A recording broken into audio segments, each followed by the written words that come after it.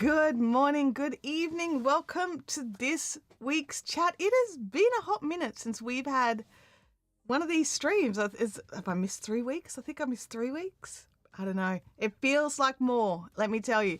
Sitting in this seat today, setting up for this stream, I definitely felt out of the loop, out of touch, just not ready. But you know what? Sometimes when we're not ready, we still have to go. Let me know if you can hear, if you could see all those good things. I haven't done that for a bit because, well, I'm just actually not sure if anything's working. Like, let's be honest. I've got our usual chatbots in the chat. Hopefully they are working. From what I can see, they're working. The BMAC is working, and I might even just pin that. Thanks, Doug. Thanks, Doug, for putting that there. And the emoji, what do you call? The GIFs are popping up on screen. It's 9 o'clock here in Brisbane, Australia, and it's been a hard start for the day for me. On a Monday morning. So let me know in the chat, how have you all been going? It has been a long time, and I do feel like I haven't had a chance to chat with you all much lately. So today I really want to like reconnect and get back in there. It's great to see everybody jumping in. Doug's jumping in here. Thank you, Doug, for being super duper mod and managing mod bod. It is, yeah, Streamyard. That is a name from the past. It is Home Rapid Repair, right? It is. Yeah, Kelly, like, just finished a coffee. I've got some tea for the stream today. Growing to live. Glad you're back. Happy to be here. Great to see you. Thank you. Doug says everything's 5x5. Thank you, Doug. I appreciate that. Frankie TV is jumping in. It's so good. It's so good. There is an extra song dialogue. Is that new normal? What do you mean? Like, is it, I'm just double checking, like no other, like it's just Creator Mix that's playing, right? But yes, I do put Creator Mix in the background on these streams now. I love Creator Mix, and today's stream's not about Creator Mix, but I'm going to make it about Creator Mix, right? Yeah, top left. Thank you, Doug.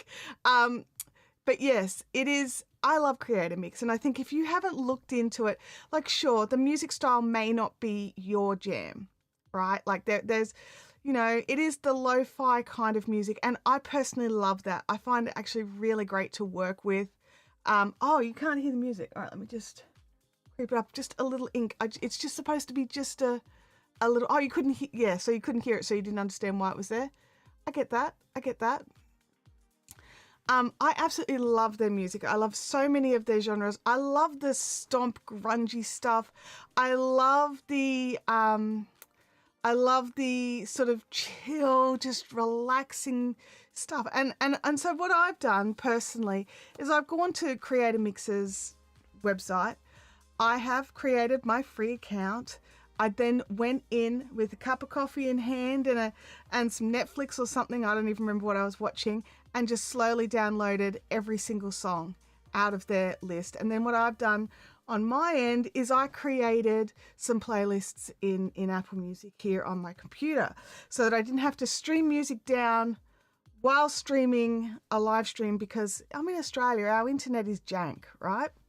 So the least stuff that I had to have happening.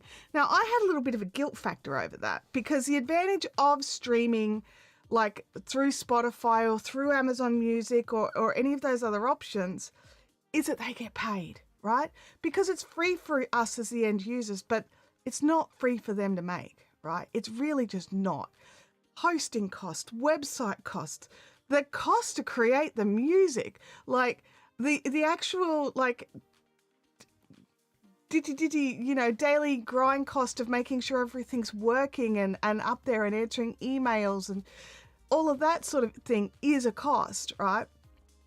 So it's not actually free. So I had like this internal like guilt that I was not even giving them their streaming quarter of a quarter, you know? And so recently they have, hey, Anfield, it's great to see you popping in. So they've now added a Ko-Fi option in there. So I jumped in and I was like, threw some money at that because that made me feel better, right?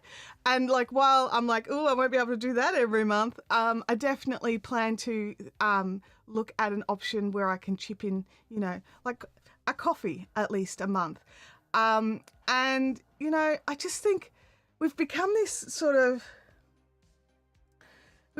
society of people that expect everything for free, right? Like I see in Nick's streams, he's created his new creator app, right? Which if you haven't checked that out, you totally need to check it out. I don't have a link. Doug, do you happen to, is it like newcreator.app? I don't know. Anyway, it's fantastic and you should go and check it out. But it is not free, right? You get a 7-day free trial, not free, because it costs to make these things. Now, I get that stuff isn't free, right? Like we've gotten so used to YouTube because YouTube is technically free, right? For us. Like, yeah, sure, you need to have a upload, you know, you need to have internet, you need to have a device to watch it on or to upload with, but the actual YouTube itself is free, right? And I think it's created this mindset that being a creator is free. And it's just not. There are costs, and boy, if you're using StreamYard, there are some costs, okay? So recently I received an email from StreamYard letting me know that my annual subscription was coming up. Now, I don't think that link's going to work there. I think you're missing some letters. So, yeah, nice segue, thanks. I just recently received an email just letting me know, hey, your annual's about to roll over and there is a price increase. Now, I was exceptionally lucky last year, just like I must have eked in days before they rolled out the new pricing and got like locked in an annual plan at the old rate. And I haven't even used it in the last 6 months. Like I had to log in to go in and, you know, cancel the account basically, because there was no way known to man did I feel that 1 year of StreamYard is worth, what is it, 800 and, oh, they've got the monthly cost there. All right, let me, like, I worked it out on a calculator. It was like 800 and something odd dollars. Okay, $827, right? No way is it known to man. Yeah, sorry, thanks, Doug. That link, 800, and I'll clarify, 827 US dollars, right? US dollars. So in Australia, that's coming out to be more about like $1,500. It's about a 40-hour week's wage here for sort of, you know, minimum wage workers, right? So, well, not even minimum wage, like, you know, medium to minimum wage. So I was sort of sitting there and I was reading it, and initially, and I did get it wrong, and I had to adjust the name on the original plan for the live stream because I thought it had gone up to that. But then I realized, no, that was the pricing, but I hadn't had to pay it yet. So, and then I'm like, I was sort of like, I don't remember it being that much. So it basically doubled last year, which we did talk about when it happened. Now that I'm thinking clearer on it. Because originally I just saw red and was just like, oh my God, no, rah. And you know, it may or may not be surprising to anybody. I cancelled that account. It is gone. I think I've got till like the middle of this month so that I could go in and play with it and download anything I need to download. I already done all that.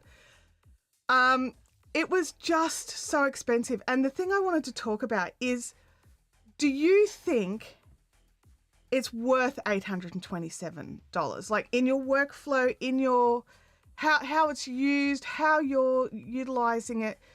Or do you, like for me, because I sort of sit here and I think I should go and double check how much I'm paying for Ecamm.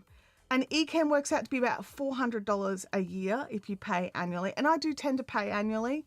I've been exceptionally lucky. I'm currently on a gifted account, so I didn't have to pay it. But if I usually try to pay annually because it is a saving of usually anywhere up to 20%-ish. So it definitely makes sense to me. But StreamYard always had some good things about it, right? StreamYard had like, especially if you were bringing in guests, that was the big thing, especially for someone like me where internet speeds is an issue. And I was sort of like having a rummage through, like, what are the alternatives really like? I mean, because I know a lot of people are still paying, right? There's a lot of people still in the communities. There's a lot of people in there that are just like, yeah, it's still worth it. And I'm sort of sitting there thinking, but is it actually? So I was looking at some of the alternatives and, like, you know what? StreamYard have made it really super simple. Actually, I didn't check the EVMux prices. EVMux, because EVMux is, while it's different, it's probably the closest. Yeah, it's half the price as well. Let me have a look here. Individual annually, it's $39 a month instead of $68 a month. So 39 times 12, yeah, $468. So, you know, it's still half of the price, and it's not half of the function. Do you know what I mean? It's not half of, as a matter of fact, there are some things that are better. Like, if you get the Pro plan on EVMux, you can actually go and add, you know, our GIF overlays and be able to bring in, have BMAC come in and drop any, you know, if you guys have done coffees and have like the, you know, the more interactive and fun stuff, you can actually have that. I don't know. And I suppose I am looking at this from the perspective of a single person in a seat. It's not corporate. It's not a whole team. The channel's not bringing in a ton of money. But I also know of other creators in the same boat who have been spending money on software, even though their channels may or may not be bringing in enough to cover it. Because, you know, future-proofing. Future-proofing is a good thing. I'm just going to jump into the chat here. Home Rapid Repairs says they must have paid for the company to... They must have overpaid the company to jack up the prices so much. No, it's just how Bending Spoons does things. They just come in and that's what they do. Growing to Live says, I cancelled StreamYard. I've got a box over here. I cancelled StreamYard after the ownership change. It was way too costly and I was sad. Yeah, I really enjoyed using StreamYard. It got me into live streaming. We used it every week for like 2 years, but then had to cancel. Yeah, amazing yacht destinations. Just mushing channel names together today. Said it's not worth it. Oh yeah, Doug, I did see that they've got a new project manager now. So like, hopefully that's a positive. Hopefully that's a positive. Russell says, if it's a hobby, that's up to you and your hobby budget. If it's for a business, then it's a matter of profitability and usefulness. And I get that. But are there other products and if so for profitability on a business, you don't just pay top dollar for a mediocre product because you're used to it, right?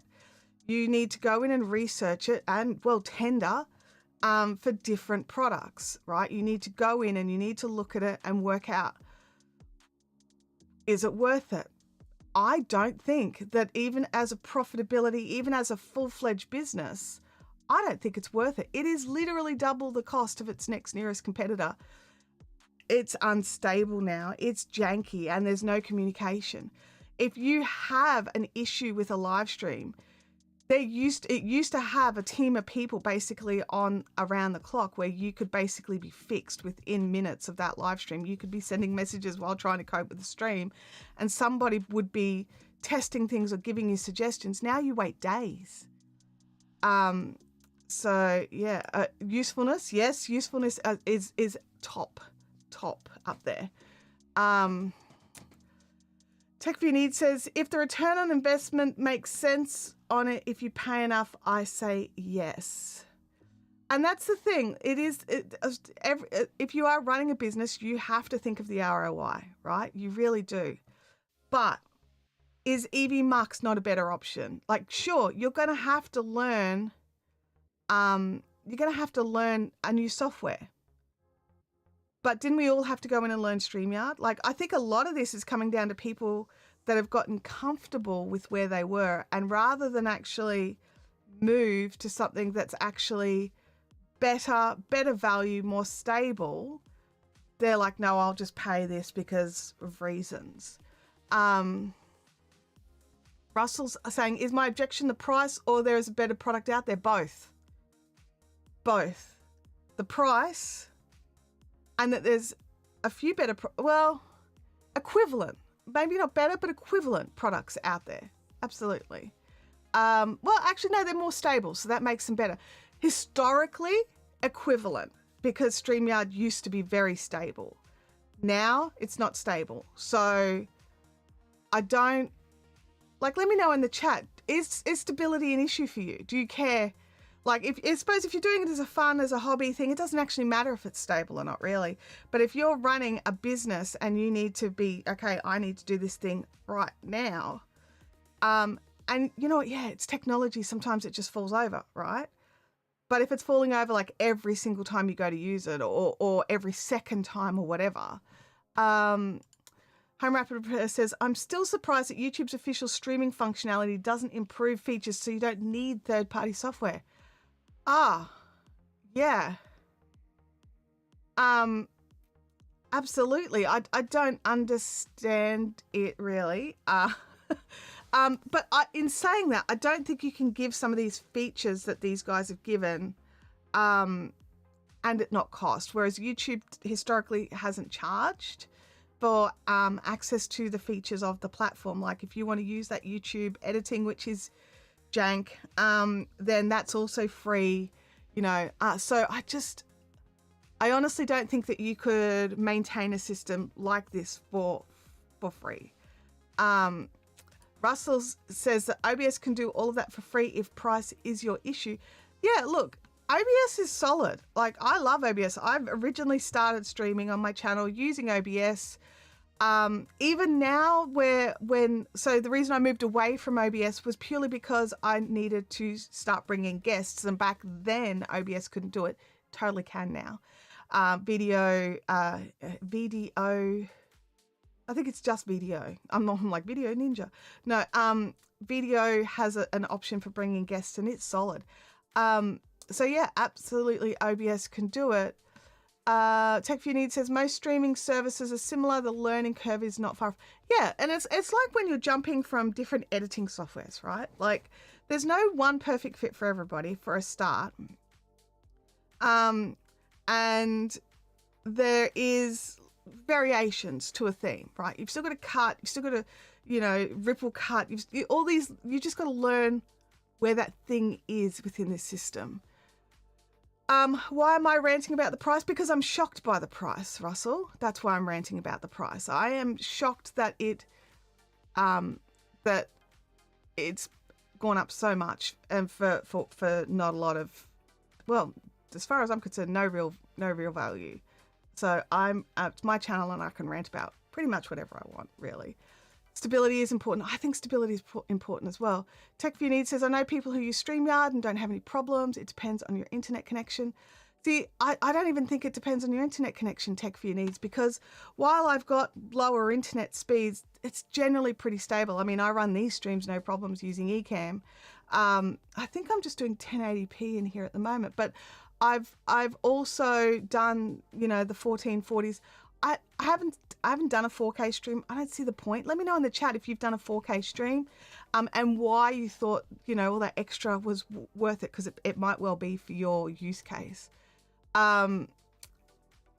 So yeah, Amazing Yacht Destination says agree. Stability is crucial. Frankie says, we did have the problems with StreamYard and our connections for sure. Yeah. Russell says, it sounds to me like your issue is not the product, but the fact that they priced you out of it. Look, I'm priced out of it for sure, but only because I don't think it's worth that price. Like, I'm team, sometimes I can't afford something, but that doesn't mean it's not worth its price, right? It just means I can't afford it. And I understand that. And I accept it. It's just part of life. But sometimes things are priced in such a way that you're just like, it's not even worth that price. Not when every other competitor is half of that. So you've got EV Mux, which is, I would say, on par. They've got some slight differences in product offering. But I'd say on par. It's $39 a month, whereas StreamYard is $68. You've got, Ecamm, which I actually consider to be a far superior product, is like, what is it per month? I worked it out per year, but I didn't see what it was per month. Hang on. Ecamm, $32 per month, so less again. So if they gave you half of what you've been paying, no, they offered me a 50% discount. I got offered a discount when I went in to look at everything. They said, do you want a 50% discount? I was offered half price and I still said no. So for me, it's not about the price. It is the pricing. The pricing is shocking, right? But it's about the quality of the system. And I couldn't justify paying any money for something that's not reliable. So they did offer me a 50% discount to bring it back down to its old pricing. I still declined. I had a free account that I wasn't using because it was unstable. I can't rely on it. If I can't rely on something to run my weekly live stream outside of acts of God, or you know what I mean? Sometimes the internet falls down, right? So outside of a power outage or something like that, which is, you can't run anything. If you can't rely on it, no cost is worth it. So, let's have a look here. Growing to Live says, StreamYard did price me out and I could not justify its use. Okay, then it's an unreliable product at any price. In my opinion, I just want to clarify that. In my opinion, and as TechView Need said, he says that he's having people with no problems. But I'm having problems with it, and I was seeing a huge number of people having problems with it. So I had to back away from it. And I was so invested in StreamYard because I loved the idea of the product. Amazing Yacht Destination said, I was considering going with StreamYard or EV Mux, but when all this happened, I just decided that I'd stay with the OBS, and I never had to deal with any of these types of problems. Yeah, and this is the thing, OBS has its own issues, right? Let's be honest. It's not the easiest thing to use. And that was one of the big selling points for StreamYard, is how simple it was. And so a lot of people jumped on board because it was so super easy to use, and still is super easy to use when it works. But it's just one of these things where if it is not stable, no price is worth it. Russell says, and then the price doesn't matter. If it doesn't work, it doesn't matter if it's free. It doesn't matter if it's $11 billion. It doesn't work, or at least it's not reliably working. Growing to Live said, I was also offered a 50% discount last year when cancelling, and I still chose to cancel. Yeah. So there are a lot of people. Now, I just want to jump over here. Jermaine Trevino says, I heard that CapCut will steal your content.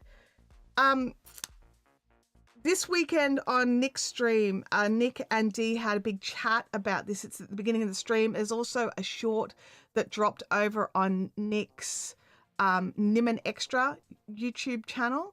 That goes into this a little bit more. So I really only know what they said. So you're probably better off going and checking out directly from the horse's mouth, so to speak. But from what I could glean, yes, not just CapCut, but quite a few of these online editors or editing softwares that you have to, you use their server.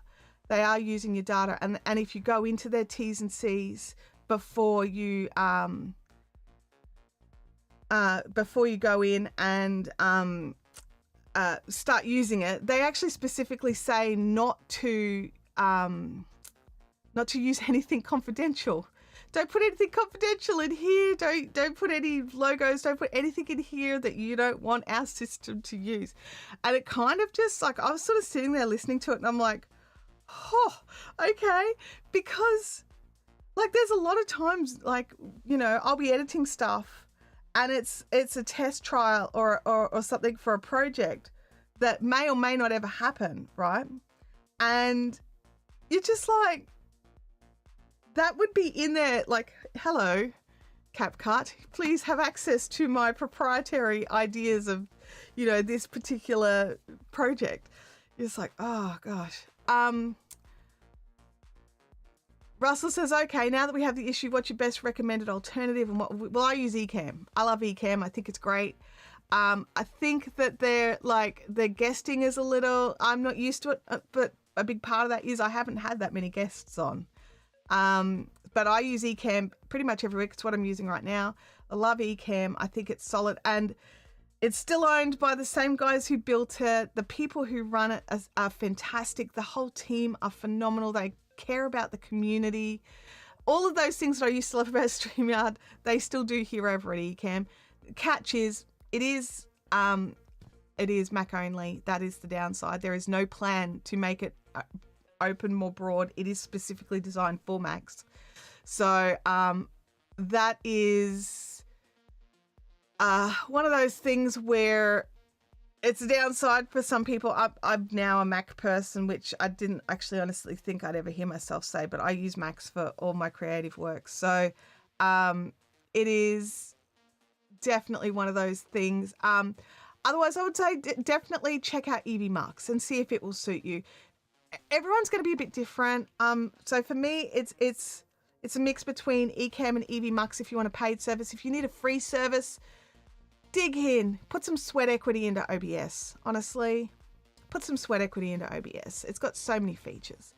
Stanley Orchard, so good to see you jumping into the chat. Great to see you. Doug says, love Ecamm. I love Ecamm.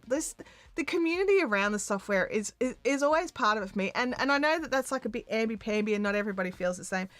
If a community is happy and putting in suggestions and the company's like, oh, that's a great idea. And the next thing you know, in the next update or, updates down the track, it's sort of there. You feel like you're actually part of something, right? You feel like you're helping, you're assisting. And I don't know, you may not care about wanting to feel helpful or, anything like that. But I do. I like that. I like that feeling. And that's just a feeling. But, and when it comes to business, feelings can't really be involved, but they kind of are. Right. Russell says, I think all the Chinese-based software has been and continues to feed all that data. I think you'll find it's not just limited to one country. I think we'll find that pretty much any softwares that you are using that has a data center that you're utilizing to do whatever it is that you're doing, whether it's streaming, editing, researching, whatever. I think that we'll find that there's a lot of stuff that's going back. Stanley says, driving, can't chat, but enjoying being able to listen in. It's great. Thank you so much, Stanley. Appreciate you taking that effort. Jermaine says that Restream is a good one as well. I personally haven't used Restream very much. I think the times that I did go to use it, I had issues with it. I think it was a me issue. I don't think it was the software. I do believe it was me. It was before I got my internet upgraded here. So I probably should jump back in and have another look at that one. But yes, I've heard the same thing. Livestream consultant, so good to see you. So good to see you. I remember, like you were saying, that where you are in the live stream on Nick's channel the other night, you were talking about how you're okay where you are. The news coming into Australia right now about the flooding that's hitting Texas and the torrential rains that are hitting some other areas of the US, there's just so much, and I don't even know what to say about it. I'm just blown away. It's just so much. I'm so sorry that this is what's happening over there. Look, we have flooding here, and it can come up pretty quick overnight, but not like that. That was just,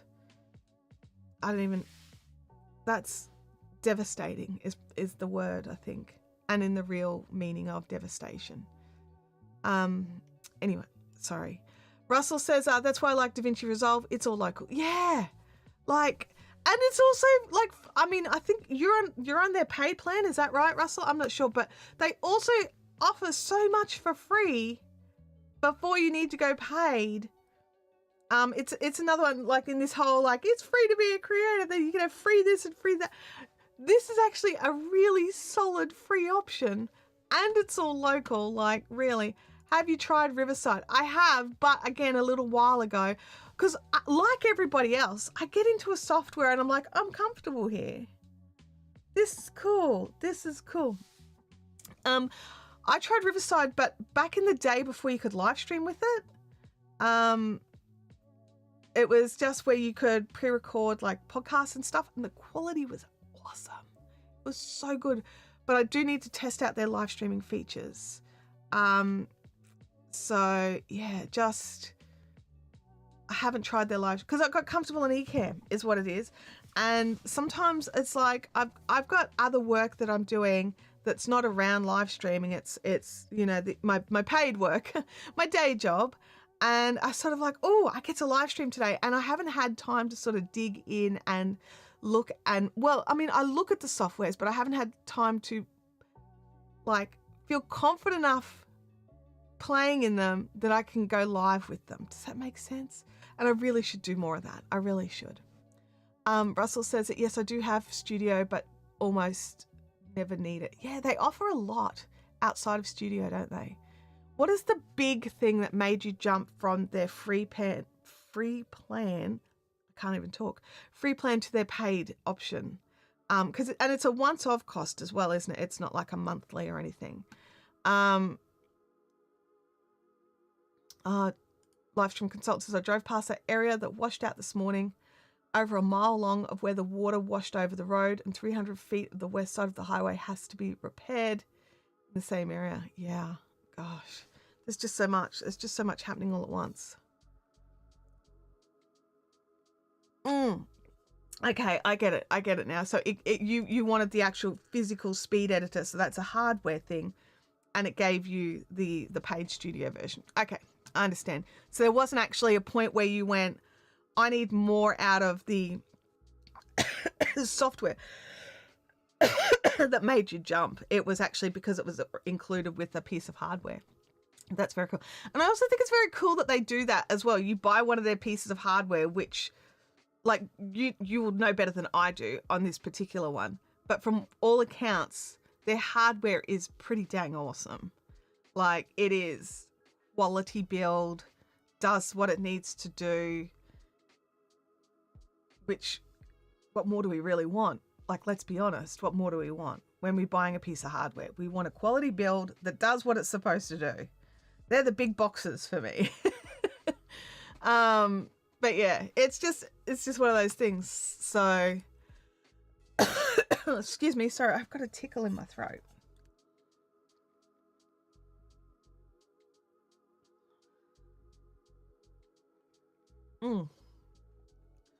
So yeah, so there's just, I don't know, I think that there's a lot happening. There's a lot happening across all the different softwares where you've got like, I don't know how best to describe this. Quite often, it has more than what most people need. So, you know, the majority of editors don't need all of the bells and whistles, right? Something like Movavi, VN or one of those. I mean, VN apparently is not great with its T's and C's either now. Apparently I need to dig in and have a read. But, you know, these sort of like lower levels, which is why a lot of people loved CapCut so much, because it did everything they needed it to do easily and not heavy, right? Like not mentally heavy, not physical load heavy on their devices. Whereas, you know, DaVinci I haven't used it in a hot minute. Is it still heavy on your devices? It used to be quite heavy to use, but I did hear that there's a DaVinci iOS app. So that to me makes it sound like it may not be as heavy unless it's different. I haven't used it. So yeah. Livestream Consultant says, if you want to spend on the top, spend on DaVinci with all the hardware, you get the big studio editing in your home. Yeah, I personally have no need for it. I have no need for it. But if you are like, if that's something you need, it's definitely worth looking into it.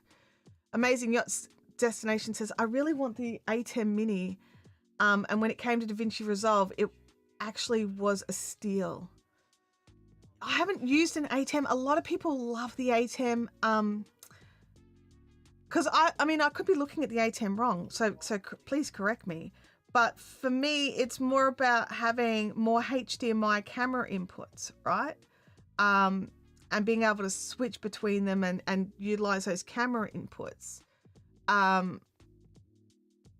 It's whereas you've got, like, I only have one HDMI camera.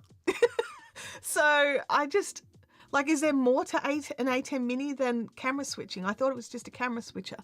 But like, this is my only HDMI camera. This is a webcam, that's a webcam, and then that's set up, a Canon set up using webcam software when it's not through Ecamm. That's the other thing I love about Ecamm, is that it can bring in my Canon cameras, because I've got my Sony set up with a cam link, whereas my old Canon, it's just set up with a USB.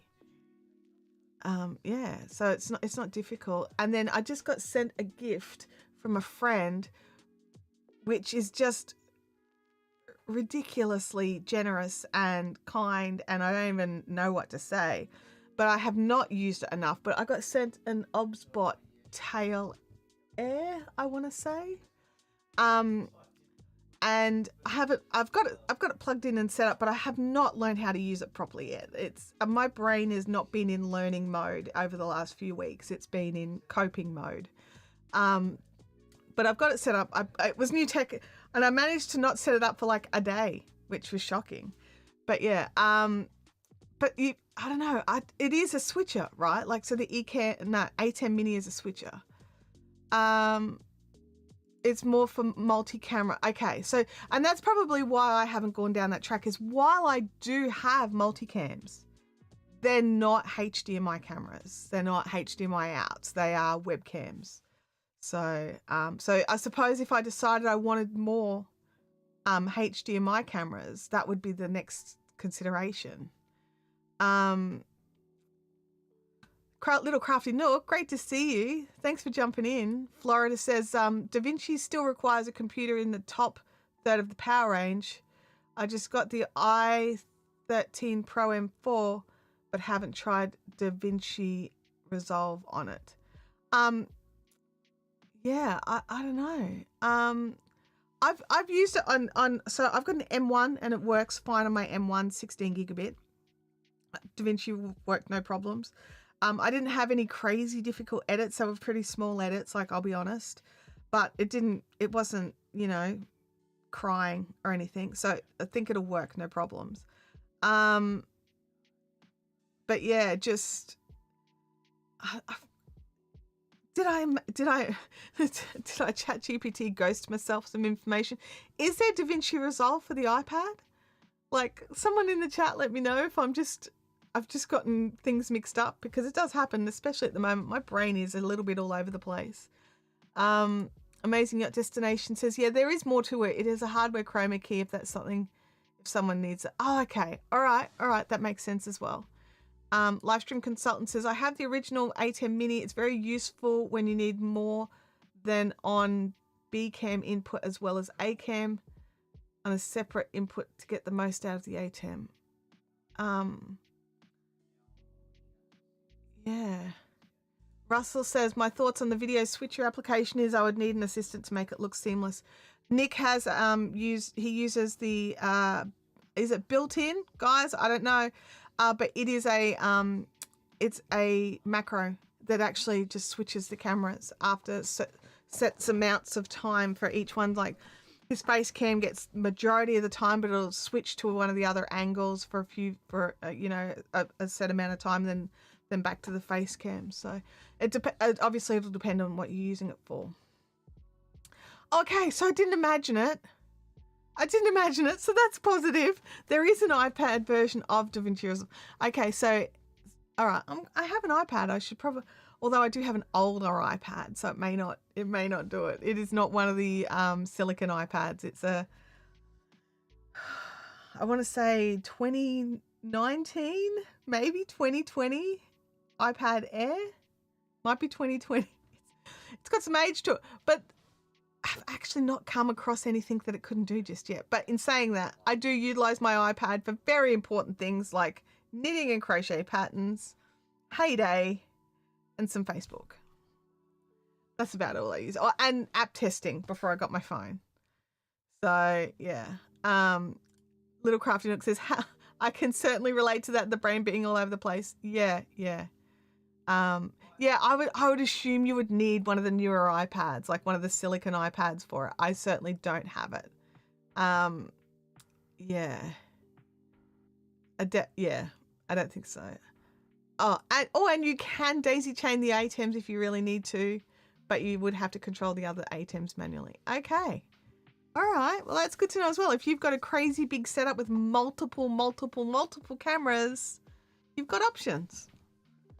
So that is cool as well. Oh my gosh. Coffee. My iPad was never bought as like a want to edit on it or anything like that. It was bought basically to hold patterns, and the big driving force was back in the day, Clubhouse. It was iOS only, and I wanted in, and I needed a tablet. I was looking at I think I was looking at a Samsung tablet, and I just went, you know what? And that was my first iOS product, was my iPad. Well, it was my first Apple product, I should say. Not just iOS, but Apple. And then it's been a slow, a slow descent. Oh dear. Yeah, definitely totally squirreled out on that one.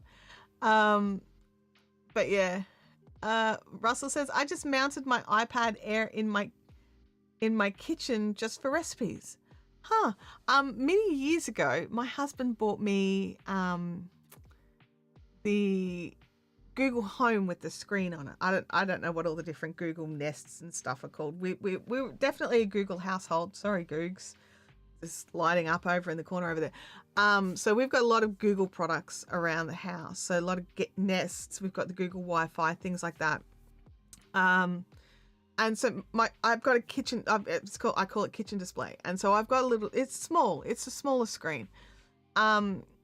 It does the job in there, but yeah, every now and again, it's just not quite big enough. And the other thing I loved about it was I'd be able to just put, like, if I was in the lounge room watching a show and then had to go into the kitchen and start cooking, I could actually just drop it to, and just start playing it in the kitchen and keep going. I didn't have to miss my show.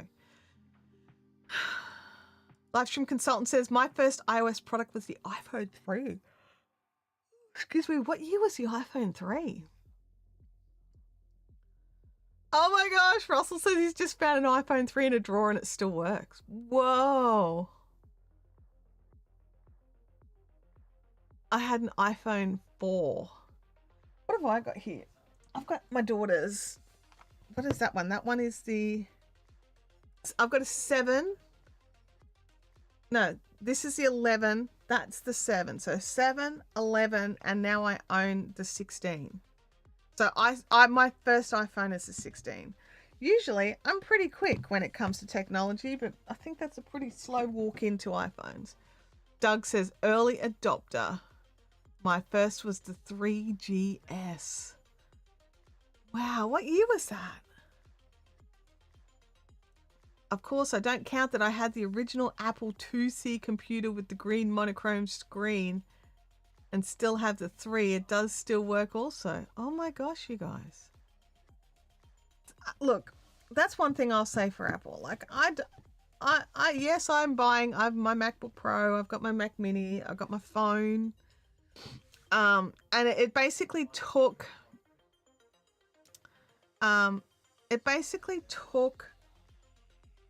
a workflow that I needed to do to make it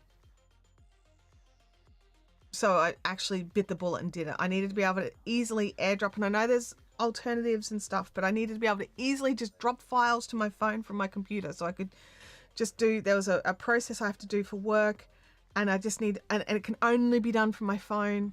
It's not even like a me thing, it's a software thing that only works from my phone. Anyway, annoying. Let's just say, Instagram, get your act together. I want to be able to schedule and add music and do all that sort of stuff from my computer where I can read it big. Anyway, sorry. But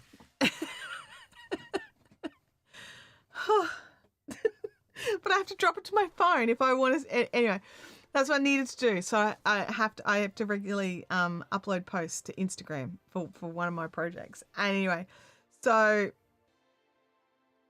yes, it did my head in, but it made me go and buy an iPhone. And so there's still things I don't like about it. There's still things that I'm just like, and I still pull out my Pixel 7 just to do the quick okay. So I still keep my Pixel 7 charged and going. But yeah, it's just, I don't know. Russell says, I have the 3, 5, 7, 11, and 13. No, I really like the odd numbers. Oh. Frankie says, is it worth upgrading to the 16 Pro Max if I have a perfectly good 11 Pro Max? I think if your phone's working and it's doing everything you need it to do, and you can still do security updates, do you really need to change? I also, personally, I like the smaller phone. So I've just got the 16 Pro. I don't have the 16 Pro Max, just the Pro. Because I didn't need the bigger phone. I've got little hands, and having the option just to have a smaller phone that still did everything, I'm happy with. So I also need to point out, I'm probably not the person to ask. So maybe someone in the chat knows better than me, like throw it in there. Doug said it was before 2010 for sure. Wow, that's some time ago. I was given an iPod Touch, moved to Apple with iPhone and iPad, but could not keep up with the prices. Last iPhone I had was the iPhone 8. Yeah, the prices are a bit out there. That's why I moved from Samsung to Pixel as well, was pricing. But also the Pixel photos were like freaking awesome. So why pay double? And I can do better photo. Anyway, for me it always comes down to, what are the photos like? How fast can I scroll, and what are the photos like? And then I look at the pricing. So I do tend to go flagship phones. I don't know if it's smart or not. Probably not. It's just what I've done. Growing to Live says, I have no Apple phone products. This is my first phone. My first Apple phone. Little Craft Nook says, I started with the Apple stuff when my son gave me his old iPad. I look, this is my first phone that I've purchased. However, once I got Ecamm, I did steal my daughter's old phone. So that's where I got the 7 and the 11 from. They're my daughter's old phone. She's an iPhone person. So when she upgraded her phones, these ones had issues like this. The 7 doesn't hold charge, but I keep it plugged in pretty much at all times. So it doesn't need to hold charge because it needs to be physically connected to the computer to make it work for Louis Cam. He's not here right now, otherwise I'd put it on. But I've got a phone that basically hangs over the edge so that I can get Louis Cam in for my Fiberific live streams. And then the 11 would have been good, and I probably would not have needed to upgrade to the 16, and I could have gotten away with using the 11, but its screen's broken and it's pushed in, and so it was constantly swiping things. So it was not worth repairing, and so I just bought the 16. I probably could have gotten, if the 11 wasn't toast, I probably could have gotten it to do what I needed it to do, but it still works as a continuity cam in Ecamm. So I was using it for like close-up shots and stuff for my other channel. Russell says that here we go. There's some advice from iPhone users who've used it a lot, like not me. The camera is definitely better in the 13 to 16. So if you are using your camera for your iPhone for taking, photos and videos and things like that, maybe it is worth the upgrade. Oh, here we go. I've learnt some stuff about iPhone. The iPhone debut was July 11th, 2008, and the 3GS came out in June of 2009. Okay, so it's been some time. That's so cool. Let's have a look here. a live stream consultant says it is worth it in my opinion. I went from the 10 to the 15 Pro. There you go. That's someone who's basically done the exact jump that you're looking about doing. Doug says if the sorry, if the Pro Max is still good, maybe upgrade in the next 12 to 18 months. Yeah, I personally am like, if it's working, hold on to it. If it's doing what you need it to do and it's being good, I'd wait it out. I'd start saving is basically what I'd do. And so that when it's time, you can just go and do it without freaking out. Frankie says, yeah, I'm not having any issues, so I might hang on to it for a while. That's what I'd do. That's what I'd do. I still use my 11 as my phone because I bought the 13 to make YouTube videos. Okay. Oh, Doug says he's noticed a camera difference between the 15. Really? Like a good difference? Like just checking. Because my daughter's got the 15 and I've got the 16. She's been a bit miffy because she as she's pointed out, she is the Apple person in this house, and it's no longer fair that me, being the non-Apple person, actually has better Apple products than her, because she's got a MacBook Air M1 and I've got a MacBook Pro M3. So she's already like, when you upgrade, I want that. And I'm just like, I don't see me upgrading it any time soon. Frankie says, my sister recommended the 16 for the camera, but I don't use it for filming that much. Yeah, like if it's working for you, then you know, it's working for you. This really is interesting. Home living. I tried to get a small camera and it was malfunctioning from the start, so I gave up. I'll stick with the iPhones. Look, if you are in an iPhone sphere, if you're in an Apple sphere, the iPhone cameras are pretty solid from their phones. If you don't need an additional camera. Andrew Can, good to see you, man. How you going? John, hi John. Bending spoons, still bending people out of. I got an email this week letting me know that my annual plan was going up, and it was just like, because I managed to secure like it was unintentional. I can't take any credit for anything. It just happened to be timing that meant that my annual plan last year kicked in like smidgy seconds or days before the new pricing came in. And then I got the new bill, like the new reminder that it was coming up, and it was going to be over $800 for a year of StreamYard. And I was just like, yeah, no, make sure that cancel it hard. I also disconnected my standard credit card and put my credit card that does not have any money on it. It's not a credit card. What do you call that? The debit ones. It's actually a backup card. I don't use it for anything.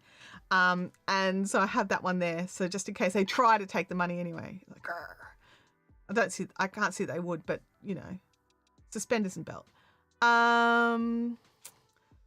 But yeah, like Frankie, I'm team if it ain't broke, why replace it? But if it's got things that you want, I also get that as well. It's a tough one. It's such a personal choice, honestly. It's such a personal choice. Going well and glad I could join you live. Oh, that's awesome. Thanks so much, Andrew. John says, it's so hard to explain to people that the StreamYard software was good, but the new owners are trash. Oh, look, I don't think it's not stable. It's not as stable. It's not as reliable. And if something's not stable, is it any good, really? Andrew says, I tell folks StreamYard's the same great tool under new management and to just compare before and after. Yeah, see, I don't think it is the same great tool, Andrew. I don't agree. I've been in instances where it fell over seconds before a live and we had to scramble, and there's no help anymore. There used to be help. There's no help. So it's but if it's working for you, don't touch anything. Hold your tongue the right way and keep going. But yeah, Livestream Consultant says, if it's a camera thing, my iPhone 15 is way better than the 10, but my Samsung S10 is still better in low light. Oh, there you go. Yeah. absolutely. This has come up today as well. Don't even get me started on CapCut, formerly good tools, being destroyed by terrible business practices. That is true. That is just so true.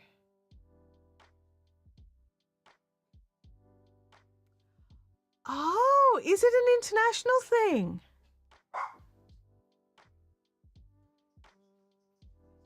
Oh, there you go. I didn't even consider that it could have been it's doing fine in the US, but then not so fine elsewhere.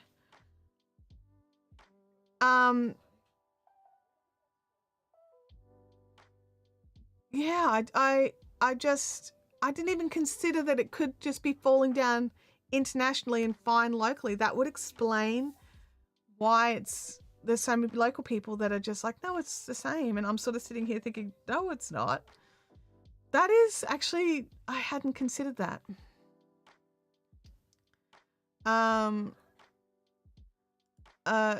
John Lacey says, I'm generally thinking about getting another Sony ZV-E10. Even in Australia, I say Z, right? I'm a Z person. But for some reason, the ZV-E10 in my brain is a ZV-E10. Is that weird? I don't know. So general, comeback comment. Comeback comment. Thank you. It spoiled me so hard. Yeah, I feel the same way about my Sony as well. Hello. I feel the same way about my Sony. I was like team Canon for so many years, and then I needed to, my M6 was just, I made a bad buying decision, right? And it was too late for me to fix it or repair it. I didn't realize that there was an M1 and an M2, and I bought the M1, and therefore it shuts off every 30 minutes when you're live streaming. I would have to turn it back on every time. Like to the point where I have merch that's got like a black box with face cam, because my audience would yell face cam was off, so I'd have to turn it back on again manually. Anyway, that was a bad buying decision on my part. I didn't understand, and that's on me. And I put up with it for a long time. I put up with it like 2 years. Like, no, dig my heels in. And then I jumped over to a Sony. So I got the A6400. So this was before the newer ones, and it's been fantastic. And it works, and I'll be so sad when it dies. I really will.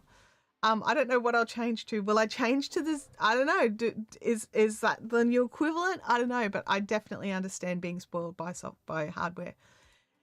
Andrew says, I've never once seen an acquisition benefit the community long term. No, me either, to be honest, because the people who start something, they have like their reason for it, their reason to start it, and they have that, and they have this big picture goal, and I don't know, just when that goes and the heart of the company is gone, and does something really work with its heart gone? I don't know.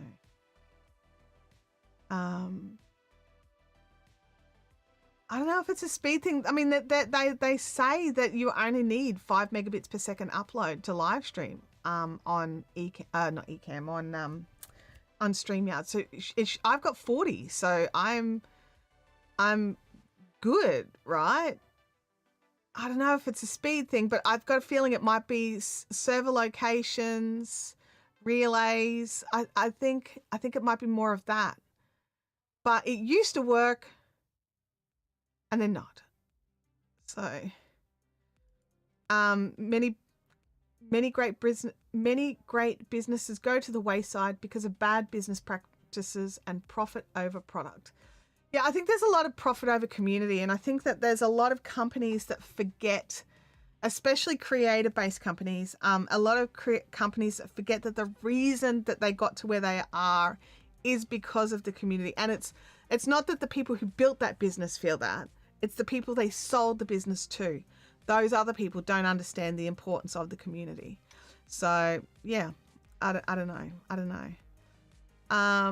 Yeah, the Americans have got us doing it. I think it's just because in my brain, it's nearly like a branding thing. So it's the ZV-E10, Whereas if I saw the Z, like the zebra or anything like that, it's still, you know what I mean? I don't know.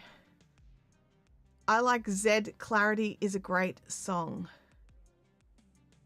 Is there a song? I'm going to have to go and find it because that would be funny. Lots of great chats happening in here. It is awesome.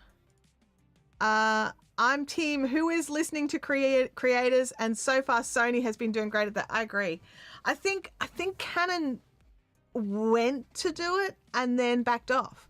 So the M series was sort of their tiptoe, like toe dangling in the water, and then they just didn't keep going. Whereas Sony just jumped in and got their head under the water, and you know, there was no tiptoes in the water. John says, I don't know if this is true or not, but I heard in a podcast that if a camera records for longer than 30 minutes, it is technically considered a camcorder and is taxed differently.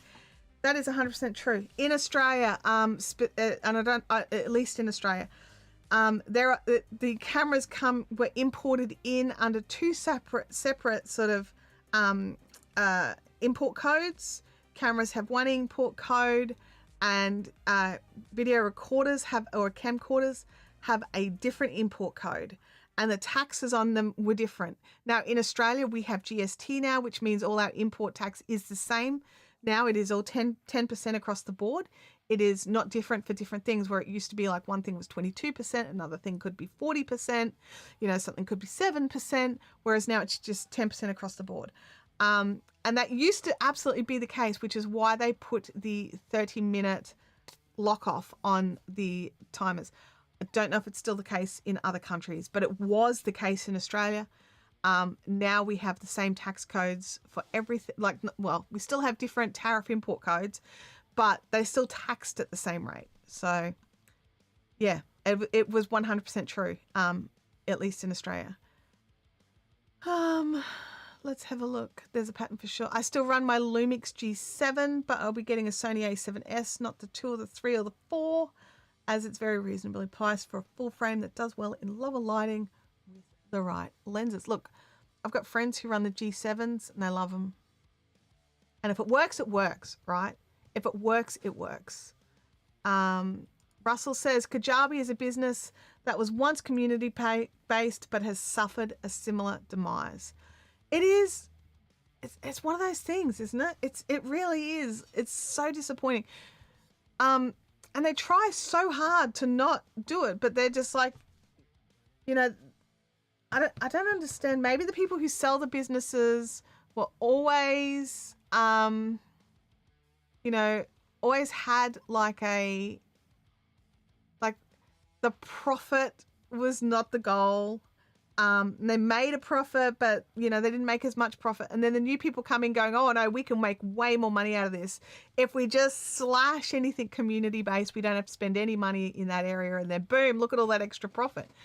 I don't know what they're thinking. Honestly, I really don't. I don't understand it. I don't understand the logic of trashing and upsetting the community that built your business. I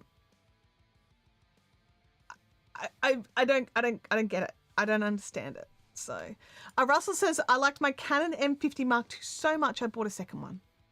And that's the thing. If you find something that works for your workflow, oh my gosh, go with it. You know what I mean? Like if it works for your workflow, you're winning. You're winning. Livestream consultant says, I can't say the Z thing as I've been indoctrinated with the aviation phonetics. It's a Zulu for me. Zulu works. Also ZVE or rhyme. And I think that could be it. Yeah. Doug, which one of my things earned me the soapbox out of curiosity? I'm not sure which one of today's. There's a lot of soapboxes today. Oh. Little Crafty Nook says, exactly. If it works, it works. No, having to learn something else is also nice. Yeah, I agree. And I think like this is the problem I've been having with streaming softwares, right? Ecamm works. So I haven't really been delving into the others all that much. Because quite often the reason why I learnt so many softwares and so many ways to do things was I wasn't happy with something. So I was looking for alternatives. So I was digging into the alternatives, and I'm content. And I think if something happens to Ecamm, I'm going to be really sad.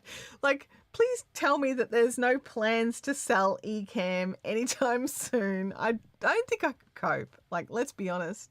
Do we need a bigger one? Oh my gosh. Oh, there were many. Yes, there were many today. There have been many, many, many. Zulu Victor Echo, ZVE. Yeah.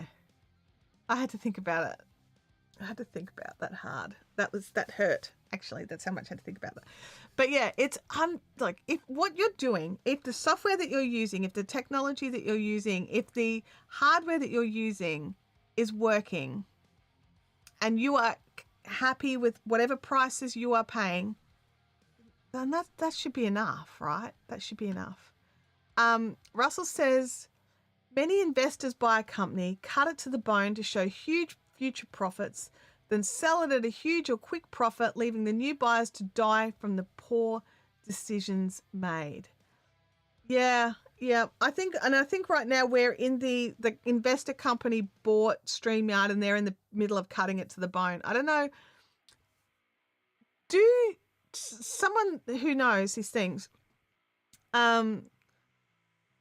do bending spoons tend to sell on the companies once they've trashed them?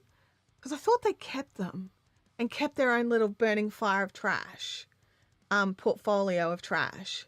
But I could be wrong. They might be selling them. I don't know.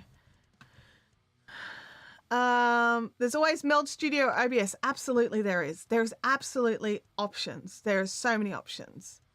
Andrew says, I know so many folks who, when they buy a company, they remove the community team because they falsely assume support is the same thing. It is not. It's not. You're right. You're 100% right, Andrew. They do falsely assume that support can cope with it, but they can't. And people aren't going to log support tickets every time they've got a little question. Whereas community, people help each other.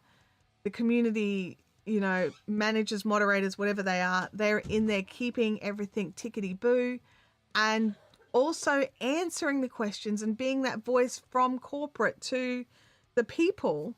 I think the broader trend is that any tool you love can go away or become unusable at any time for any reason, and you just need to take your skills and transfer them elsewhere. Absolutely. Absolutely.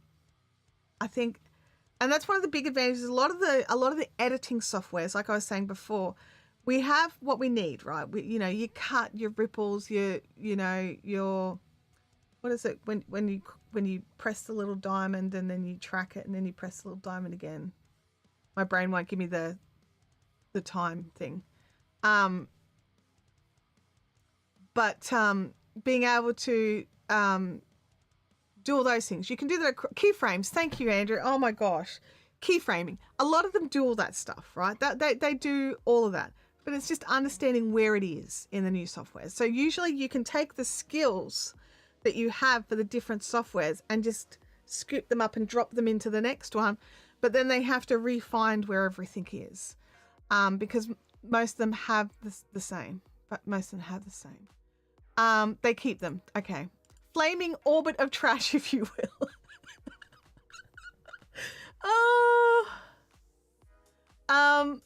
Look, John says, I own 2 puddles of ducks in a coffee mug and I haven't thrown them out yet, but they make me sad. Look, my cup accidentally got broken. I'd moved it out of my display because I didn't want it up there, and I'd moved it, and one of the cats knocked it off the table because I hadn't moved it into the kitchen just to drink out of.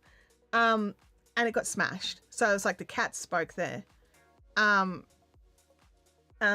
then the dog basically stole Puddles. The second Louis came, Louis was like, Puddles is now mine. So Puddles actually lives with the dog toys. I have not worn my hoodie or my t-shirt or my hat since this happened. Even when it's cold, I haven't worn the hoodie. And I have other options. It's not like, oh, I'm going to sit here and freeze rather than wear a hoodie. No, I just choose something else. Hopin were the ones that bought StreamYard. Oh, right. Sorry, yes, because StreamYard was sold to Hopin. Hopin beefed it up and then sold it on. You're right. You're right. I forgot that there was a middle one in the middle there. When bending spoons, just hang on 1 second.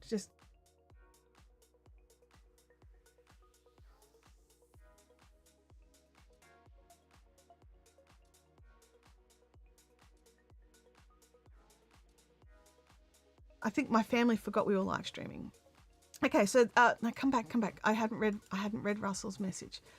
When Bending Spoons acquires business, we do so with the intention of owning and operating it indefinitely. Okay, they do keep their little thing. Little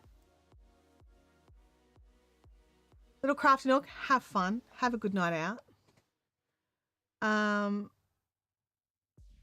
Let's shout out the real heroes of StreamYard: Dan, Gage, Joanne, Mo, Kelsey, Dana, and many more. Oh, yeah, there was an amazing, absolutely amazing team at StreamYard. They were wonderful, and I missed them all so much. And I really hope that they're out there making something amazing, because all their socials are locked down. So, you know, if they're making something, I don't know about it, but I really hope they are. And when they do, if it's something creator based, I will go and check that out so fast. I'll be like, first click. The second I see, you know, one of them like, hey, we've decided to make a thing, I'll just be like, boom, let me look at that thing. I want in, because the team had so much heart. The team had so much heart. Gosh. Yeah. And like Doug agrees, Growing to Live agrees. Yeah. Absolutely.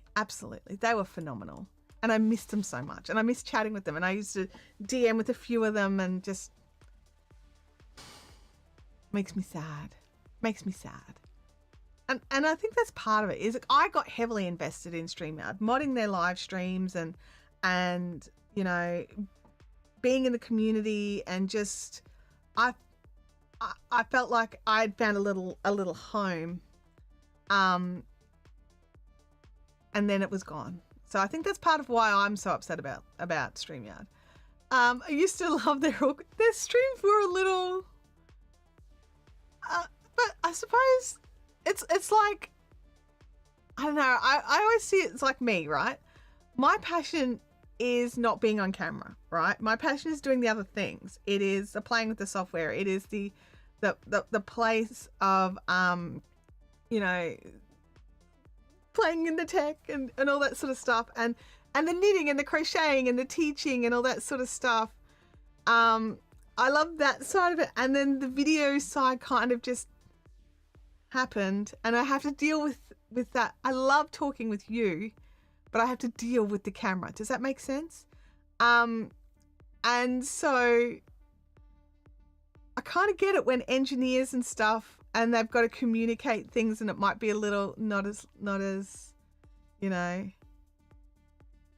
polished as it could be, because it's not their thing. Their thing is the software. Andrew says, sorry, I have a soft spot for a once great community until ruined by a buyer, and I don't know why.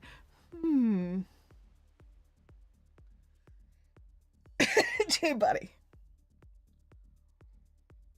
I've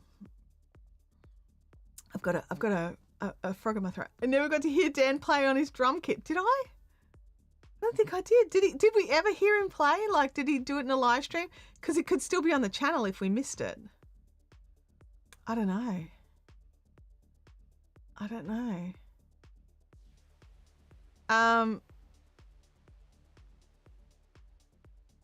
Live stream consultant says, time to get you a co-host, even if it's a guest hosting spot with rotating guest hosts. Time to get... Really? I don't know. I mean, it would definitely get me back into used to using all the different co-host, all the different tools. That would probably, you know, get that going again. I definitely miss doing the interviews where I would get special guests in. So yeah, maybe guests rather than hosts. I don't know. It actually probably doesn't make that much difference, really. The vernacular of it. But yeah, and I think that was a big part of it, is I definitely use StreamYard for all of those. Tube Spanner, hello. We'll co-host if you'd have us. Oh, we're wonderful, Danielle. Thanks for jumping in. And of course, we've got to have our time. We've got to sort out when we're going to get together. While Danielle is in the chat, Danielle, is it not like 2 a.m. or something for you? Oh, I have a list. I have a list of about 30 people already. The list grows constantly. There are a few people at the top of the list. Growing to Live says, I did enjoy when you and Doug co-hosted. We usually did that over on Doug's channel, actually. But yes, I love chatting with Doug. We have so much fun. Absolutely. So I would go over and be a guest on Doug's channel. And sometimes we cross-streamed it to here so that I could get the watch hours. Because we're still not there. We still don't have the watch hours yet. But I've had some weeks off and stuff like that. So, there's nothing I can do about that. There's been things going on here and there's still going on here. It's just a lot. There's a lot on my plate right now. But definitely looking out.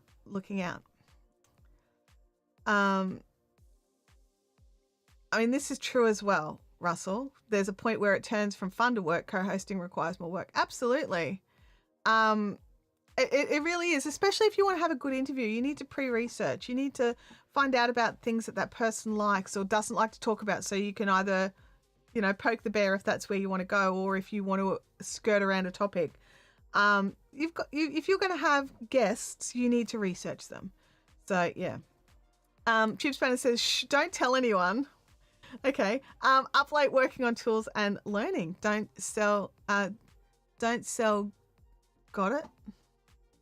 I'm not quite sure what that last bit is. But yeah. Yeah, we'll get there. Look, and this is like, those of you that have been here before, you already know this, but I'm going to say this again. You get the watch hours you deserve. I currently have not been putting in the work to have earned the watch hours. So I'm getting exactly what I deserve. So, the thing about having a co-host rather than a guest is that week to week what that person's tech, audio, mic quality, etc. will look like. Oh, absolutely. Absolutely. It becomes very, very, very just part of a standard process rather than, I don't know if any of you know, some of you in here would know. I ran some live streams for another channel and they have a once a year event. But, anywhere from around 6,000 people in the chat, and we would stream for anywhere from 6 to 8 hours a day for 2 or 3 days, or 4 days was 1 year. And there would be 25 guests each day, right? So I would be rolling over and I'd be doing these little mini sort of 15-minute interviews with each person as a sort of thing. And the number of people that didn't have headphones in, didn't understand, like I would actually jump on calls with each and every one of them in the lead up to it, and talk them through what they needed to have, for a successful chat. Then, and then they're not like, we would do the test and everything would be good, and then I would find out that where they did the test is not where they were going to be for the live stream, and you're just like. So yeah, that was stressful. That was a stressful time every year. I measured my success for several years with watch hours and subs, no more. Yeah, I'm not measuring my success with watch hours. No. There's some features I want to unlock is basically all it is.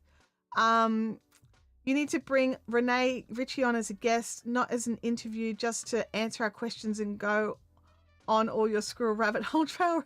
I don't think Renee would. I mean, I could be wrong. I don't know. My brain just instantly shut down then. Did you see that happen? I'll put him on the list and see what happens when I start going through the list. I'll not rule him out. I'll let him rule himself out. How does that sound? That's something I have to do every now and again, is I have to remind myself that my opinion of me is different than other people's opinion of me. Yeah, yes, it's purely for unlocking features. Absolutely. Andrew says you're always welcome to join us. Oh, thank you. I'm putting in the work today. I think I missed 3 weeks of streams and stuff. I'm doing different things. Oh, I didn't know I would be chatting to you from inside of a bus tunnel. Look, there were times where I think inside of a bus tunnel, from a bus inside a tunnel would have been better. Let's be honest. And Stanley says, can we all do like a mega live stream somewhere? I want in on this. Wouldn't that be fun? Do you guys remember like the full on 5 to 10 people panel special streams that there would be happening around the place? They were so fun. That would be so good. I know some people. I do know some people. Russell says you don't get what you don't ask for. 100% true. That's 100% true. And I did mentally learn that when I was doing the interviews like a few years back. I sent a few people requests to interview that I honestly thought would say no, that didn't say no, which scared me a little bit. Tube Spanner says, our focus is a place where you'd want to come and live stream on our channel. You, Doug, Stanley, Andrew, if he would want to come back, and also open for more chats above live hosts. Wow. Tube Spanner, I will definitely like to talk to you about that for sure. Doug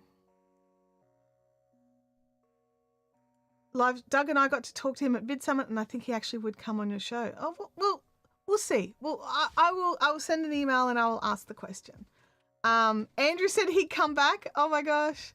There we go. Andrew's back on Tube Spanner. So that is cool as well. That is cool.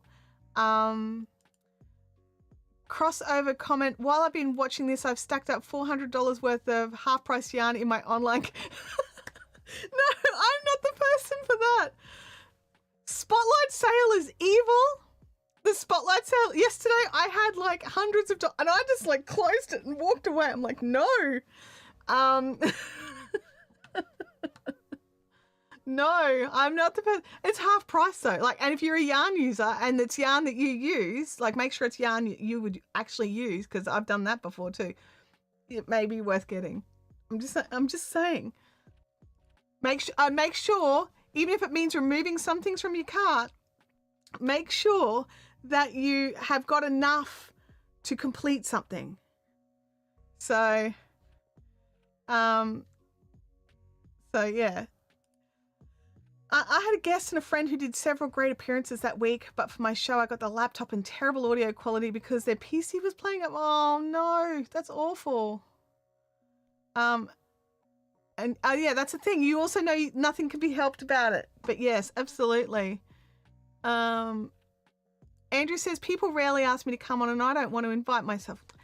Andrew, I often, like, because of the time of this particular show as well, I often think no one wants to come on because it's stupid o'clock for a lot of people. And my brain instantly rules people out. Oh no, they won't want to come on because of the timing. And I know that that's not real. I do. But Andrew, because you'd been on before, I took you off the list. So I'm going to put Andrew back on the list. Oh yeah, we are. Yeah, absolutely. Like, yes. Yes, I looked at the time. It's after 10. We've done it. We didn't. I think we only got about 45 minutes of actual topic stuff. Yeah, Shakes Fist at Spotlight. Absolutely. Doug says, fun fact, I have a Spotlight VIP card. For those of you not in Australia, Spotlight is our big box craft store. So think Michael's, think Joanne's, who are gone, and those sorts of companies. That's what we've got. Live stream consultant, stop it. You can only do that with video equipment. No. Have you, like, oh look, I may have already hit the Bendigo Woolen Mill sale that they had as well. So oh, wait a second. Breaking news. Pepsi's new recipe. Doug's not a fan. Doug is a Pepsi boy. Oh my gosh. What? I'm sorry, I need a minute to take that in. Wow. Andrew says, I have so much fun on your show. Oh, Andrew, we'll definitely have to do it. We'll definitely need to do it. We'll sit down and we'll work out a time. I'll need to work out some tech because I haven't had a guest in Ecamm, so I need to work some stuff out. It won't be hard. They've definitely got stuff here to do it. I just haven't used it much. It's not stupid o'clock here in the States. Yeah. Oh, okay. Because I always think of like, yeah, it's what is it? Is it 6 or 7? I don't know. If you don't ask, you don't know. Sometimes we need to get out of our own way. Yes, absolutely. And I'm like Andrew can attest to this. I am in my own way a lot. Streamyard's nice pricing, fan or not? No, I'm not a fan. I think that they're charging double of anybody else in the industry. And I think that what they're charging is ridiculous. Like you can just go to EV Mux and get what we got for the old money. And it's stable. That's the big thing. It's stable. I don't mind paying good money for a good product. I don't like paying good money for a trash product. And Ecamm is even less expensive than that. So I know. I was shocked to see Doug's negative comment about Pepsi. I mean, semi-negative, not a fan of the new flavor, love the new recipe. That's negative, right? That's a negative comment. At least in the scheme of Doug and Pepsi. Oh, it's 8:30 in Florida. Okay, so it's a little later in Florida. All right, thank you, Russell. Andrew says, I will say your camera quality looks better, aka not having StreamYard compression. Yes, I would 100% agree with that. It was very obvious on the weeks that my StreamYard wasn't working and I had to jump into Ecamm, watching the replay back just to double check things. It was very obvious which one was which. There was no doubt. Livestream consultant says it's 5 p.m. for them. It's 5:30ish for Andrew. Yeah. See, Doug, I don't drink anything with the artificial. I'm not a huge, so let's just clarify this. I'm actually not a huge soft drinker like pop or soda. I'm not a big drinker of soft drinks. But if they've got any kind of artificial sweetener in it, I'm out. Like, just give me cane sugar. Like, seriously. See you later, you. Just like, if I'm going to have soda or soft drink or pop or like, what do you call it in the chat? Let me know in the chat. If I'm going to have soft drink, then I'm just going to have a can of soft drink or a bottle of soft drink. Like, I might have a glass, like, because we'll get pizza every now and again. We'll buy a bottle of soft drink with that. We normally buy like a Sprite. And that's a 1 liter.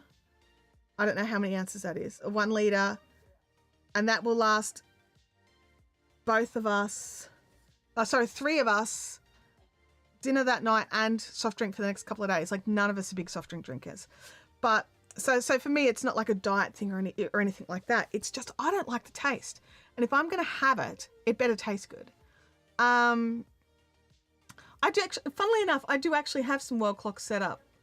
But I've only got like the time zones for the companies I work for in there.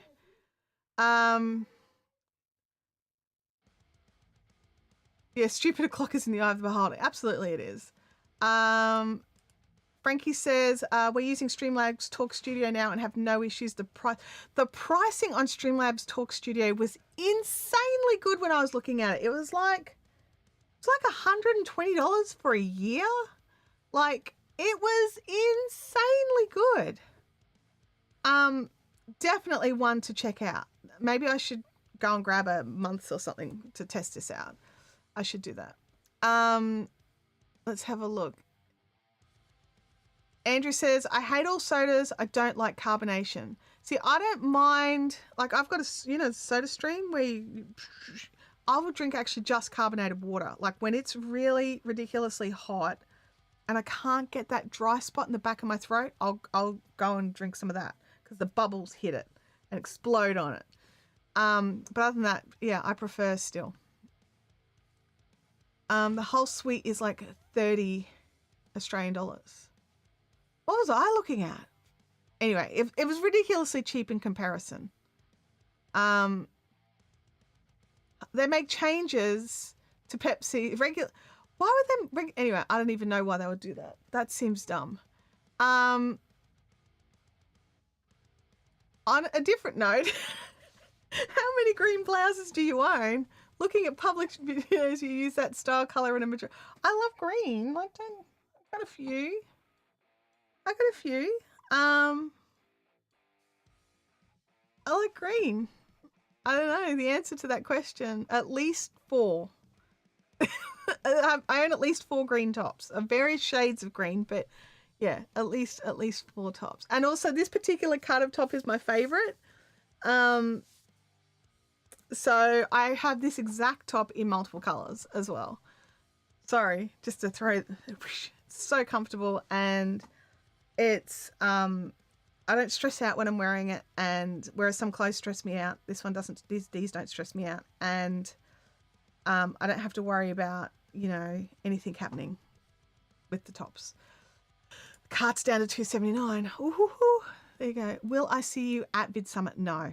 I'm sorry, this year I am not attending Vid Summit. It's probably not public yet, but I'm going to be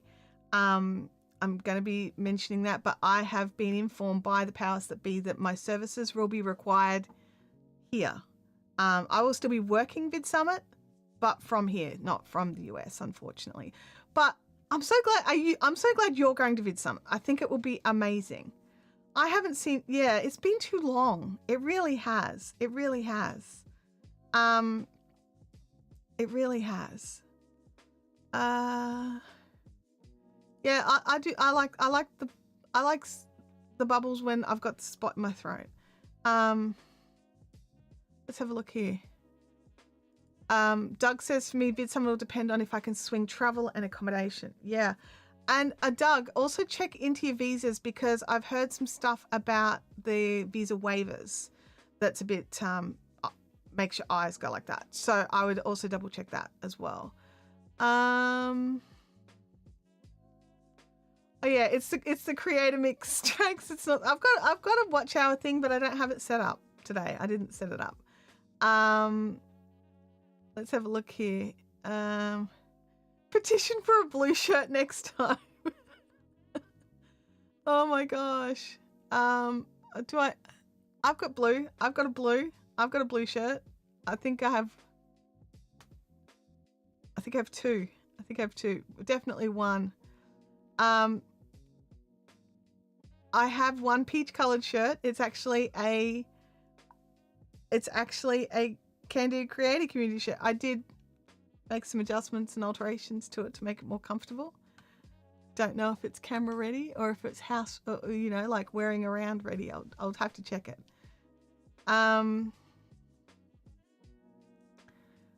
Let's see.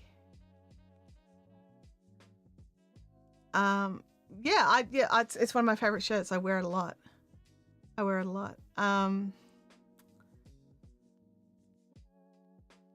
Peach could work.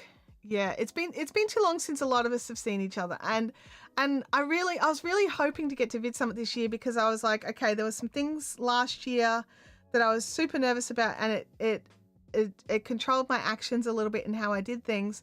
Whereas now I know I would come in and I would be less inclined to do that, because I would know things better and I would be able to spend more time doing some other stuff. Admittedly, I'd still be there to work.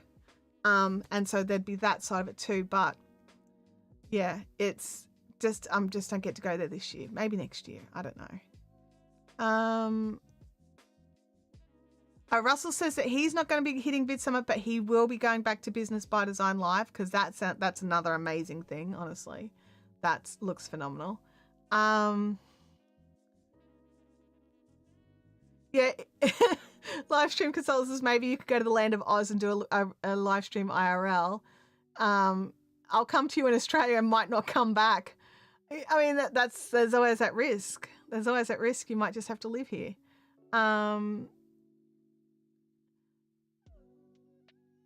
Yeah, that makes total sense. I don't do any green screening or blue screening. So because everything is real, like my Lego flowers are real, I don't need to worry about my clothes being chroma keyed out. So yeah. Doug says last year was my favorite vid summit so far. I had so much fun. I just wished, I was just like, I just wish I had gotten to a few more creative things at night, because I was a little bit cactus. I was sort of like, after I ate dinner, I would go back to my room and just fall down. I didn't even watch it. I don't think I even turned on the TV, and I wanted to see what American television was like, and I didn't even turn it on. I had a shower and fell into bed and then got up, and because I had to be over at the convention center by 7 each morning. So yeah. As long as you like coastal type climates, then you would be right at home, except for the whole driving on the wrong side of the road. Yeah. Yeah. Sorry. No. The Great Barrier. Oh, the Great Barrier Reef is beautiful. I've been on the Barrier Reef a couple of times, and it's absolutely beautiful. Oh, thank you, Doug. Andrew. Thank you, Andrew. Appreciate that. Just boot for me if you wouldn't mind. Thank you. Yeah, those flowers aren't. No, I made them. They were a gift for some friends, and when my mum first passed away, and my brain needed, my brain needs to focus on something, not just float around, and so that's what they got me. Thank you, guys. I appreciate both of you jumping in and dealing with that. But yeah, so rather than just they bought me a bunch of beautiful fresh flowers as well, but then they also bought me, I actually happen to have the box right here, this box, the wild bouquet, Lego. Yeah, it's Lego. And my daughter actually started the issue. Let me just see here. I have a second. Let me just. This was that bunch from that box, and I bought the vase from Kmart, just $10. But these ones over here, these other ones, my daughter had bought those for me, because you sort of get one of, you got a couple of sunflowers in a box, and you got, the cherry blossoms in a box and things like that. And she started buying those for me, and we realized that I may have a problem.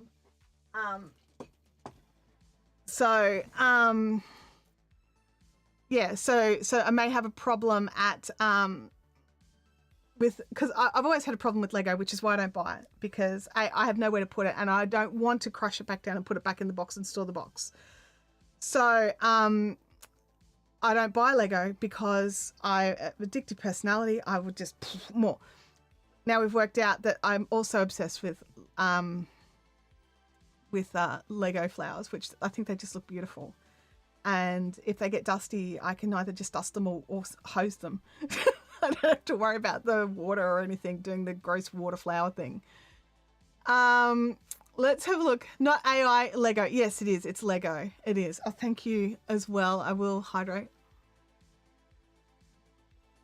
Lego is old school AI. I love Lego. No, this is not the AI, Chantelle. Sorry, she's on holidays. Buying a vase from Kmart is so Aussie. Yeah, they do. Do they still do blue light deals? No, because Kmart is the lowest prices at all times. Thursday craft stream, Lego flowers. No. I can't make the Lego okay to buy. You don't understand. I can't make the Lego okay to buy. Frankie, poor Frankie. I'm so sorry, Frankie. Let's have a look at no Lego live building stream. Can we get one at 1K? Look, if that's what you want, we could do a Lego building stream to celebrate 1,000 subscribers. We could do that. That's a little ways off, but we could totally do that. Maybe we should do a Max Headroom style AI Chantelle. Now that would be hilarious. Oh my gosh, that would be something. That would be something. Yeah, I don't know. That would be something. I mean, we did a chair building stream like Why would we not do a Lego building stream to do a party? Yeah. I like building things. Building things is fun. Yeah, I don't know. Is the Kmart we have in Australia, did it used to be the same as the Kmart that's in the US, and then when the companies were split and the Australian arm was sold to, was it Wesfarmers? Anyway, when the Australian section was sold off, and then the US section went in the toilet and the Australian section flourished.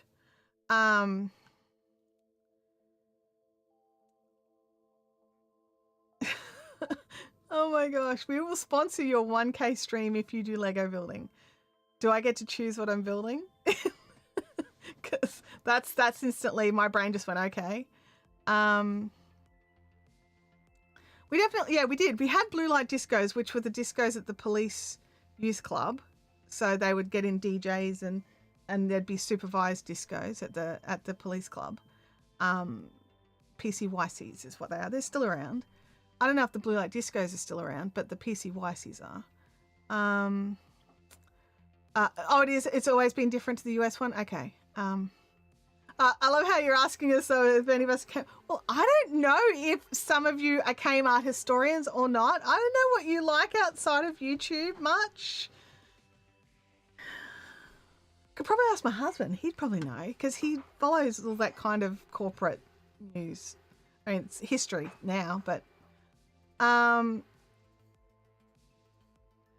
like glitches and all, I would say that the Max Headroom style of Chantelle would be a hoot to interact with. Possibly. Yeah, see, Doug, I remember that. I do remember that. I don't remember where I saw it, but I do remember that. And it'd just wheel around the store and something else would be on sale.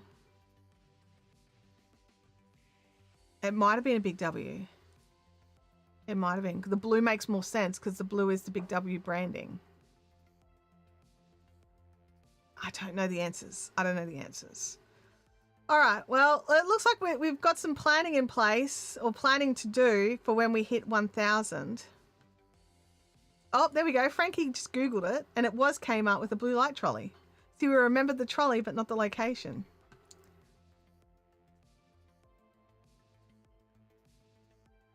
Livestream consultant says, I can tell you when the first Cessna 172 came out as my brother still owns our father's. There you go. No, John, there's hang on. Hey, Tim, what's the name of that channel that we've been watching that told us like this history of Dick Smith and Bilo and stuff like that? Infinite? Is it just called Infinite? That we've been watching a series on YouTube and from a channel called Infinite Limited, and it's done like the demise of Dick Smith and the demise of Bilo. So it might do the demise of of the history of Kmart. We're talking about the history of Kmart and why Kmart Australia is different to Kmart USA. Well. Yeah, Kmart in Australia is doing great. Kmart in the USA no longer exists.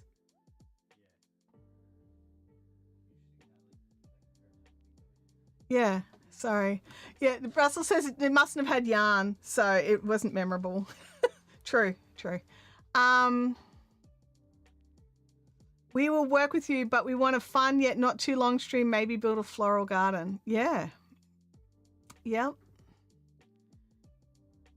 Blue light Lego build. Doug says I've seen those pop up in my feed. Yeah, look, they're actually really well researched out. They've been enjoyable.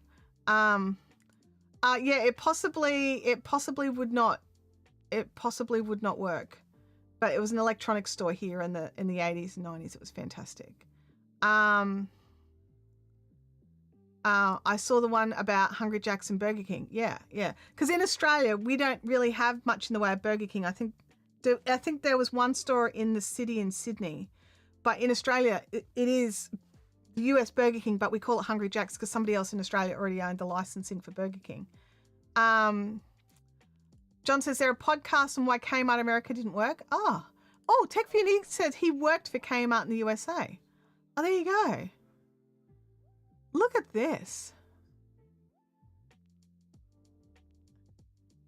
Andrew says, you build a great community when we want to just hang out with you and see you build channels, chairs, and Lego. Yeah, it says a lot. It really does. It tells me that none of you have got anything better to do with it. No, I'm kidding. I'm kidding. I'm not really, but I am. I often wonder why, but I also get it. I do. Russell says, Kmart is a trusted brand that operates 324 stores throughout Australia and New Zealand, offering customers a wide range of everyday products at the lowest prices. My daughter is a serious Kmart tragic. Like, if I need to go to like the big mall, the Hyperdome, which is my local big mall, and I want her to come with me for whatever reason, all I have to do is promise that we can stop at Kmart. And that's it. All fight is gone. She's coming. She'll spend 3 hours shopping with me as long as I go into Kmart with her. And that's the other catch, is I can't just sit outside and wait. I have to go in with her. Let me have a look here. There you go. Live streams worked at Del Taco. Gosh. John says, not that I should encourage more frivolous spending, but it's Prime Week. Anyone got any recommendations? Look, I just think, so I probably should have mentioned this earlier, but what I tend to do is anything that I'm thinking about getting, I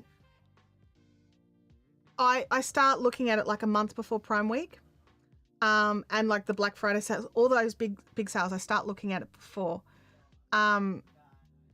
but so that sort of makes sure I'm getting the deal. And I also only look at things I've actually been looking at. Plus cables. Okay, plus cables. I always try and buy cables if I can get cables, or battery power packs, like a 20,000 watt hour or amp, like, if I can get those, they're my staples. But other than that, I tend to avoid them because otherwise, like the spotlight sale, I might just go crazy. I wonder why not. We will fight Chantelle. You're a mate. Thank you, Andrew.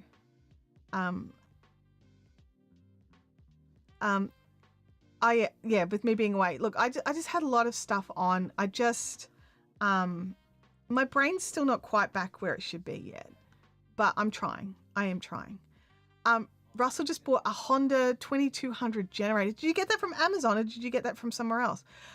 That's actually, like, Russell and I have had some really great conversations about the importance of a proper UPS and battery powered. Russell, do you have I was going to say, do you have a link? You can't put a link in. But basically, Russell had some fantastic suggestions for backup power, and he's got a couple of them and just loves them.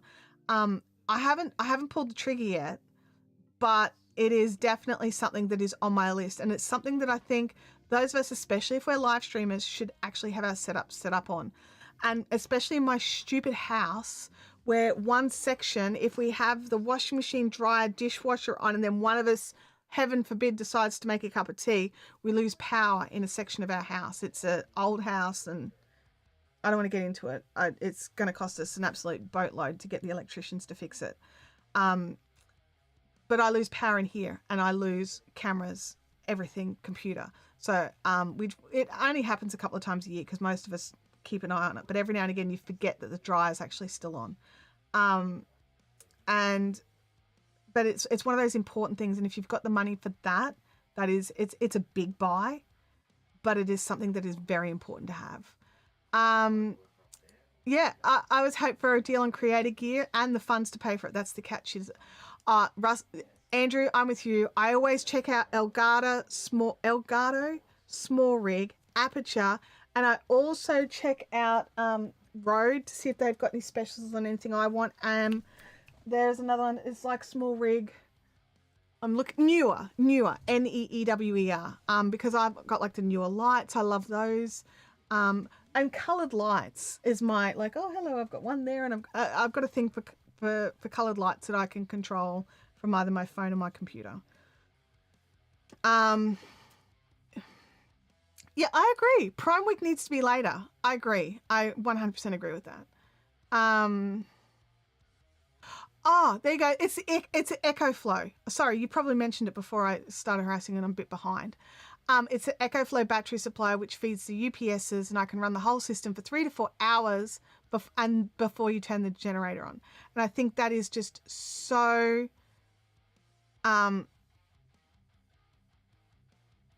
it's if you're a creator, if you're editing, if you're on your computer and you need that for work, and it is not a laptop that has a battery, so that when your power goes off, you absolutely should be having some sort of backup power supply.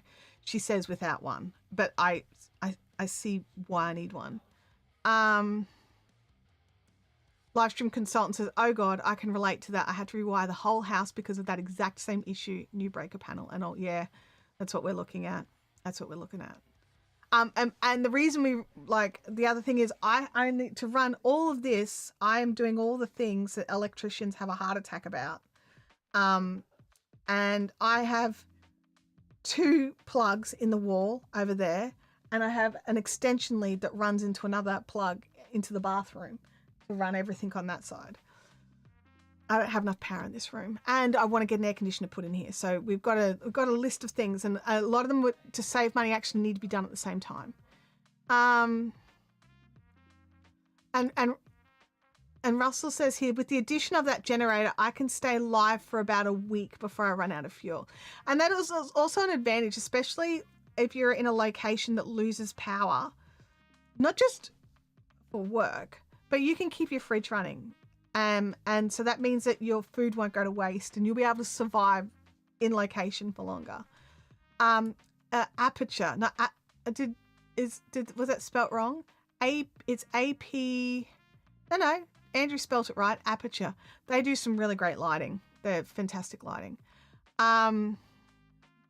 Russell says he has a separate generator for the house, but it's noisy power, so separate and super quiet generator for the computers.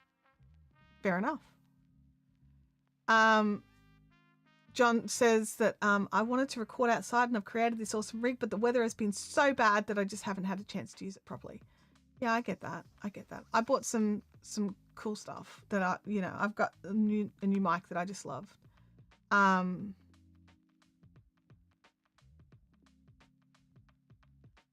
I get my setup all wired up with the battery backup and inverter system, I will video how it works for you. Oh, that would be fun. See, we've got solar panels but no battery inverter. Or no, we've got solar panels and inverter but no battery. So all our power gets sold back to the grid. Well, I mean, he will be able to. I can't, but he'll be able to. The Echo Flows look fantastic. I've seen a few creators who've using them. There's an off-grid place. Is it Alaska off-grid? My brain is hurting. Anyway, they do their whole house with solar panels, a generator, and some Eco Flows all the time. That's just how they live. I just canceled my Amazon subscribe and saved for a 30 can.